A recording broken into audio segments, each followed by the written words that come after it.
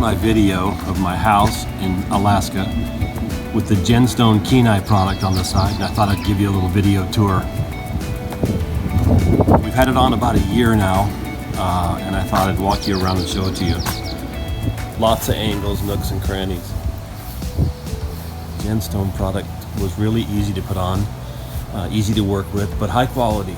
I hired a handyman to help me, and together we did the job in about a week to 10 days. If you buy the cornered pieces from GenStone, it makes it so much easier. Really weathered well. We've had it on for one complete winter so far, so almost a year.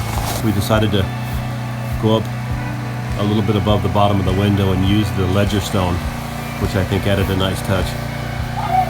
And then we wrapped it around this side here, all the way to the fence line here.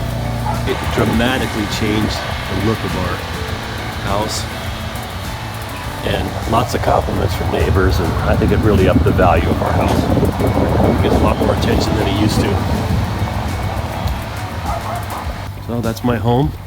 That's my improvement with the GenStone product, and I couldn't recommend it more strongly, and I couldn't be happier that I put it on.